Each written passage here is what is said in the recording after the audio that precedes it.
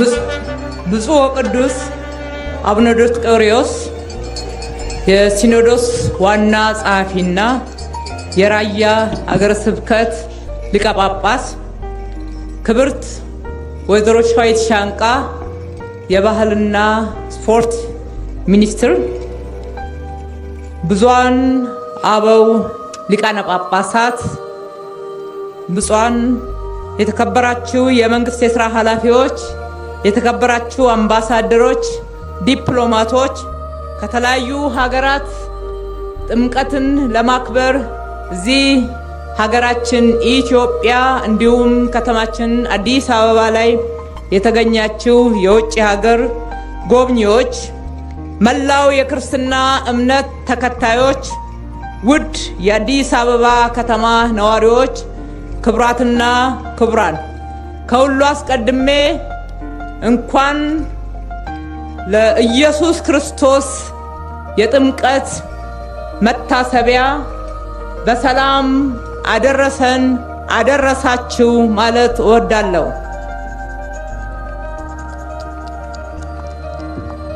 ጥምቀት በክርስትና እምነት ተከታዮች ዘንድ የዳግም ልደትና የመገለጥ ማሳያ ነው። በመጽሐፍ ቅዱስ ተጽፎ እንደምንመለከተውም ጌታ ኢየሱስ ክርስቶስ ለሰው ልጅ ሁሉ ካለው ፍቅር የተነሳ በምህረቱ የሰው ልጅ ሁሉ ሊያድን ከኃጢአት ሞትም እንዲድኑ ለማድረግ የሰው ልጅ መስሎ ከድንግል ማርያም በቤተልሔም ተወልዶ በዮርዳኖስ እንደተጠመቀ እንረዳለን። ስለሆነም ጥምቀት ዋናው ዓላማው ጌታ ኢየሱስ ክርስቶስ ያደረገውን በምሳሌነት በመከተል በየዕለት ሕይወታችን መኖር ነው። ጥምቀትን ስናከብር በዓሉን እያከበርንም የኢየሱስ ክርስቶስ ተምሳሌትነትን መከተል በፍቅር ተሞልተን ከጥላቻ ከቂመኝነት ርቀን በይቅርታ በአንድነት የጥል የክርክር የመራራቅን ግድግዳዎች ማፍረስ ይጠበቅብናል። በምትኩም የመዋደድ የአብሮነት የአንድነት የመከባበር የሰላምና የፍቅር ድልድዮችን መገንባት ከሁላችንም የሚፈለግ እጅግ የተቀደሰ ተግባር ነው። የተከበራችሁ ብፁዓን አበው ሊቃነ ጳጳሳት፣ የበዓሉ ታዳሚዎች፣ መላው የክርስትና እምነት ተከታዮች፣ የጥምቀት በዓል በዓለም በማይዳሰስ ወካይ ቅርስነት ከተመዘገበ እነሆ 6 ዓመት ሞላው።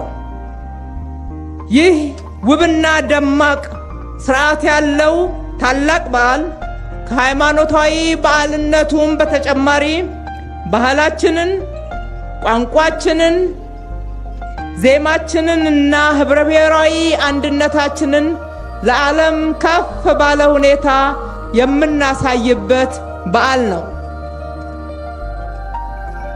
መዲናችን አዲስ አበባም እንደ ጥምቀቱ ምሳሌ አጊጣ ጸርታ ተውባና ታድሳ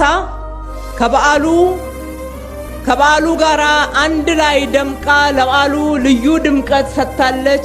በርካታ ቱሪስቶችንም ለመሳብ ችላለች። ይህንን ውጤት በማስመዝገብ በኩል ከኢትዮጵያ ኦርቶዶክስ ተዋሕዶ ቤተክርስቲያን ጋራ በቅርበት ሰርተናል። ውጤቱም የጋራችን ነው ብለን እናምናለን። ስለሆነም ለተደረገልን ትብብርና በአብሮነት ሆነን ከተማችንን በማስዋብ እነሆ ለእንደዚህ አይነት በዓላት ልዩ ድምቀት ልዩ ስበት በመጨመር በኩል አብረን ለሰራነው ስራ በራሴና በከተማው አስተዳደር ስም እጅግ አድርጌ ማመስገን እወዳለሁ። በመጨረሻም የጥምቀት በዓል የዓለምን አይን ወደ ኢትዮጵያ ወደ ከተማችን በመሳብ በኩል ከፍተኛ አስተዋጽኦ በማድረግ የቱሪዝም ሀብታችን ሆኖ ይቀጥላል። ዛሬም ይህንኑ ውጤት እያስገኘ ነው።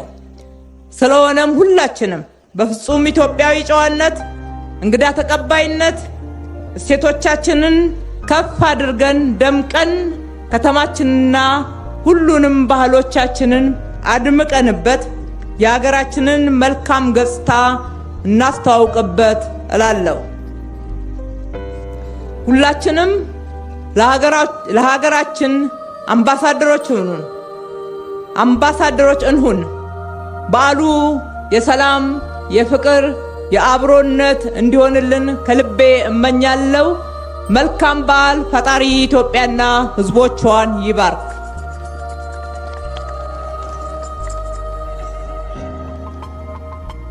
Mm-hmm.